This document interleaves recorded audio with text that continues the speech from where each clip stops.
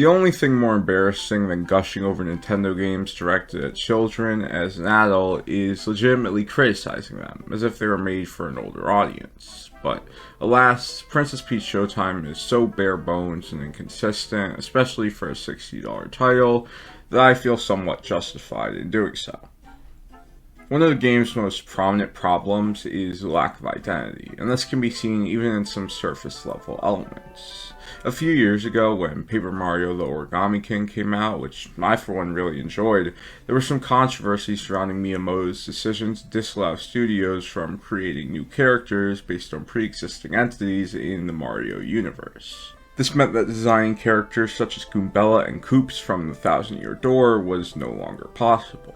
Developers would instead have to create original NPC types in order to give them personalities or litter their games with nameless toads and such. There are some parts of this rule that aren't entirely clear, but regardless, I'm pretty sure Princess Peach Showtime was affected by it, because aside from 2 toads in the opening cutscene and the princess herself, all the game's characters are brand new. That's not inherently bad, but the designs of the new NPCs are kind of underwhelming.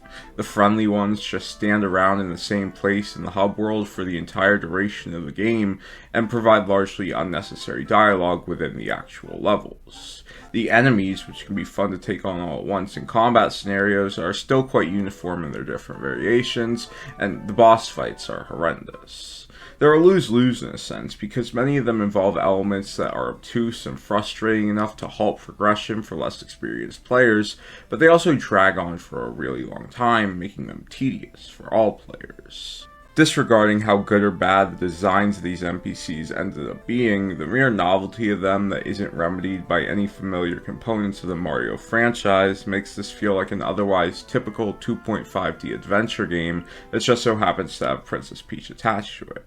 This issue definitely persists in other areas of the gameplay as well.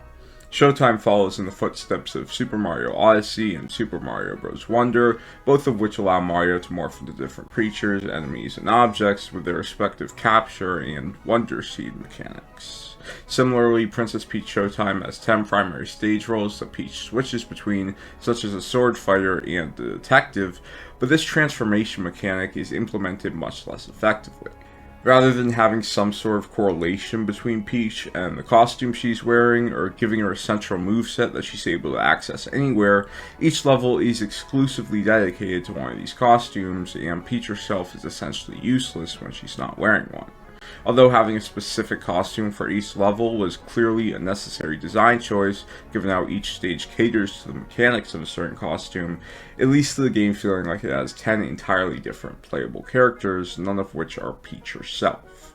To some extent, that was the intention here. The game is literally themed around performance and trying out different roles, and while the lack of cohesion between those roles is disappointing, it also results in an experience that varies drastically in quality depending on which level you're in. Putting aside the mighty Peach levels, which are slow and frustrating, the more action-oriented costumes and stages are easily the highlights of the game.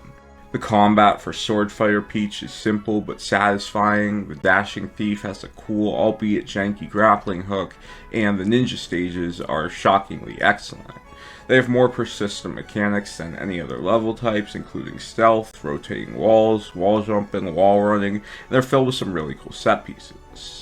Of course, not all levels are created equally. The figure skating stages are pretty clunky in one note, and while the Wild West stages are the most visually interesting, their primary mechanic of lassoing projectiles and enemies does get old quickly. The less action-focused segments can be an even more mixed bag, especially with the detective stages, where you investigate by hitting a button prompt in front of a person or object, and the puzzles are intentionally easy to solve. However, the chef stages, while repetitive, demonstrate some potential for this formula with their baking minigames.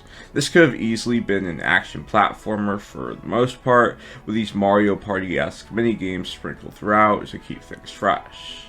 Unfortunately, there aren't enough ideas like these to contribute to the game's personality, and there are too many gimmicks that don't pan out for it to work as a continuous flow of experiments, despite some definite high points. I think presentation is an integral aspect for the story game, and that's one front the team could have spent much more time on. In terms of art direction, I gotta hand it to them. The concept of having levels take place in theaters works out surprisingly well, and it's never too glaring how the stages are stretched way out to compensate for the level design.